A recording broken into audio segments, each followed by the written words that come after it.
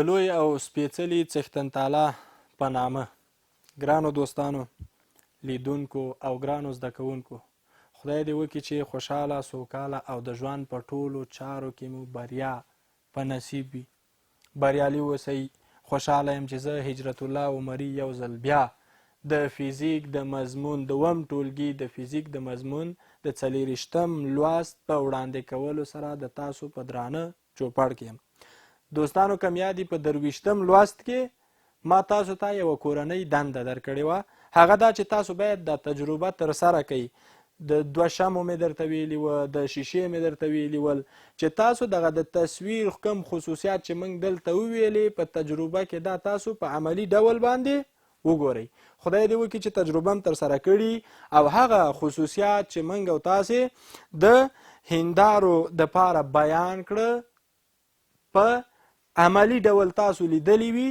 او زده شوي مې وي دوستانو خصوصیاتو په برخه کې موږ او تاسې وغږیدو اول خصوصیات مې درته وویلې چې د جسم او تصویر فاصله دا دواړه یعنی د جسم فاصله او د آینې فاصله دا فاصله برابره د هغې فاصلې سره ده چې تصویر یې د هندارې څخه لري بل خصوصیت چې موږ او تاسې هغه وویلې هغه دا شی و چې د جسم جګوالی یا ارتفاع مساوي د تصویر د ارتفاع او یا د جګوالي سره ده په همدې ترتیب سره مو ویلې چې تصویر راسته تشکیلیږي تصویر مجازي ده یعنی د آینې شاته تشکیلیږي د پردې په واسطه موږ نشو کولی دا تصویر تشکیل کو یا وایخلو او په همدې ترتیب سره یو بل څه مې چې درته ویلې هغه دا شی و چې د متناظر خاصیت تاسو به آینې ته درېږئ او تجربه کوئ به چې رښتیا هم د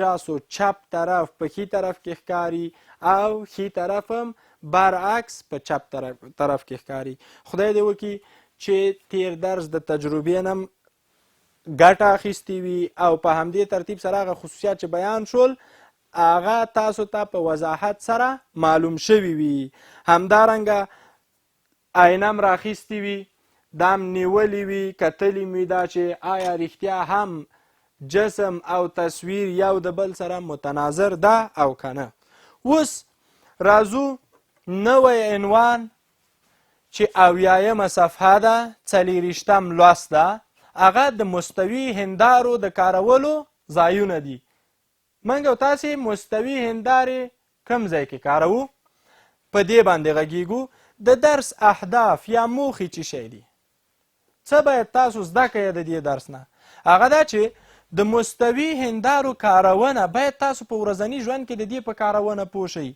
دوم د مستوي هندارو کارونه په تخنیک کې باید په دې پوه شئ چې په تخنیک کې د هندارو نه څه ډول کار اخیستل کیږي په کومو وسایلو او آلاتو کې د هغې نه ګټه اخیستل کیږي دا هغه اهداف دي چې اوس موږ او تاسې بحث پرې کوو دوستانو تاسو ټول په کور کې مستوي هندارې د ځان د لیدلو لپاره کاروئ کله چې مکتب ته ځئ د خپلې دریشي د سمولو دپاره یا د خپل یونیفورم د سمولو دپاره د مستوي هندارو نه کار اخلئ په حمامونو کې که تاسو چیرته وګورئ ایښودل شوي دي مستوي هندارې د دې لپاره چې موږ او تاسې خپل تصویر پکې وګورو د هغې مطابق خپل ځان برابر کړی شو همدارنګه داسې هم نه ده تنه چې ته هندارې ته مخامخ ودرېږې کولی شو تاسو به هغه ته حمامونو ته تلي وئ حمامونو کې تاسو متوجه شئ سره د دې چې تاسو خپله مخه په هندارو کې وینئ د څو هندارو په کارولو سره موږ او تاسې کولی شو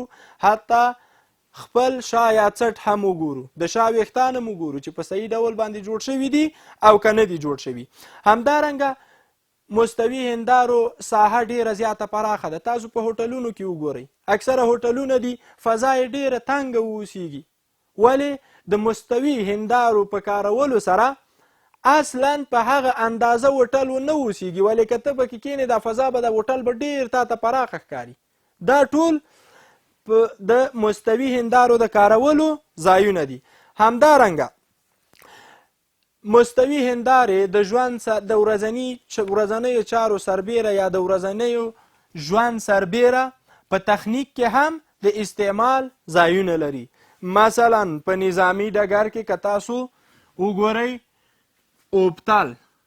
متوجه اوسئ دوستانو. اوبتل کې اصلا د پیریسکوپ په نوم د آلې څخه ګټه اخیستل کیږي. د پیریسکوپ نه ګټه اخیستل کیږي.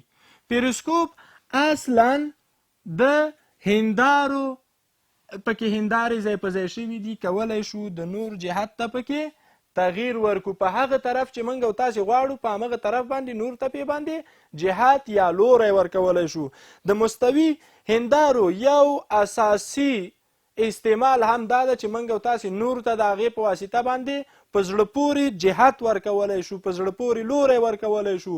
کولی شو داسې شیان وګورو چې هغه د موږ او د تاسې د لیدلو د ساحې نه جګ واوسیږي، یا داسې وي چې شاته مو اوسیږي. کولی شو موږ او تاسې هغه د مستوي هندارو په واسطه باندې ووینو.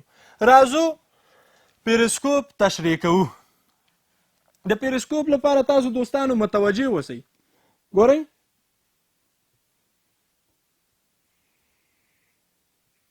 زه د کار نحوه تاسو ته بیانوم او په دې کې درته د مستوي هندارو استعمال هم بیانوم. متوجه اوسئ دوستانو. دلته که یو څوک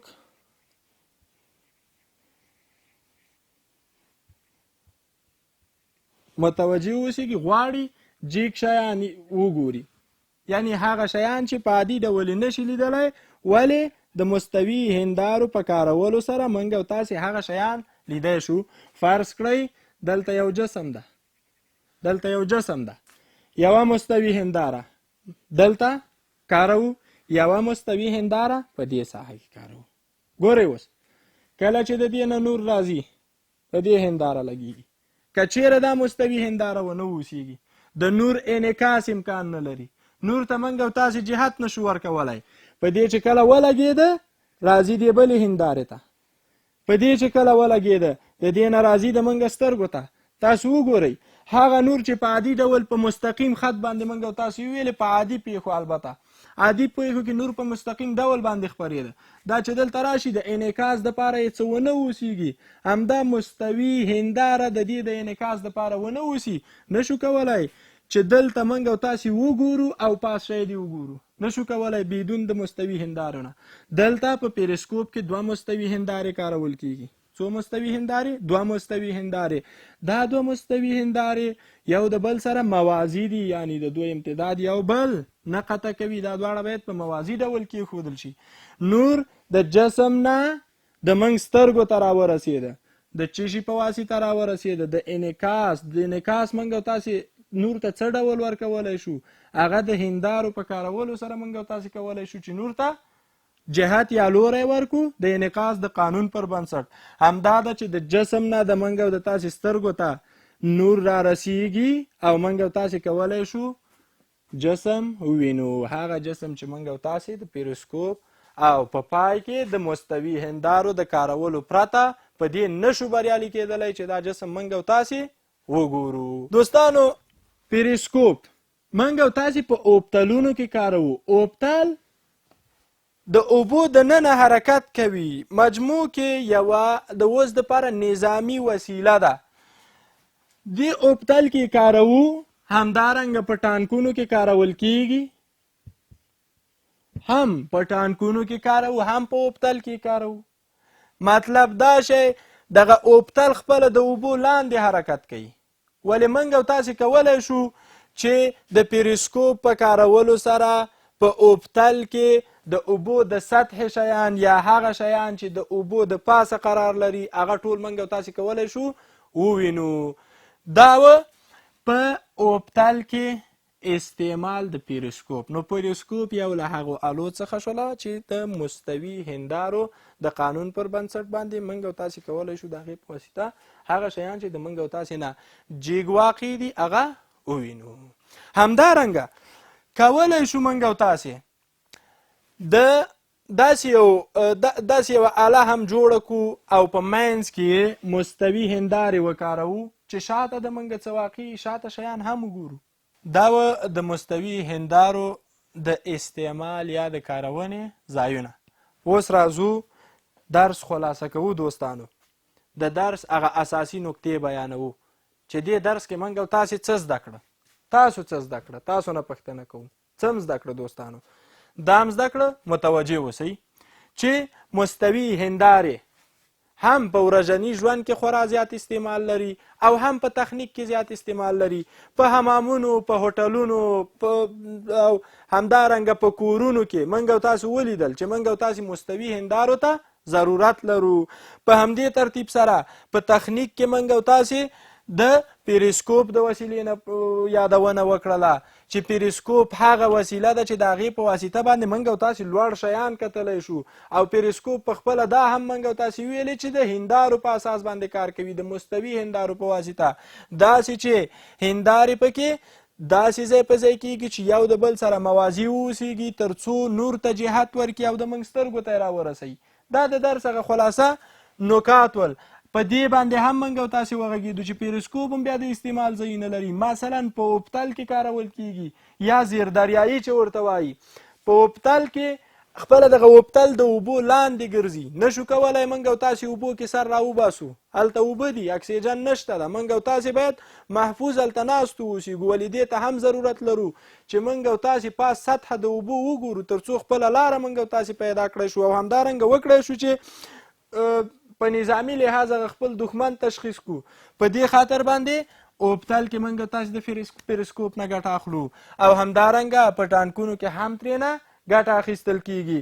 ټانکونه هم تاسو ته معلومات شته ده دوستانو چې په نظامي برخو کې کارول کیږي. هغه کې اکثره حالاتو کې داسې یو حالت سره مخامخ کیږي چې هیڅ دغه ټانک د لیدلو دپاره زمینه پکې مساعده نه وي. موږ او تاسې هلته هم په ټانکونو کې هم د پیریسکوپ نه ګټه اخلو.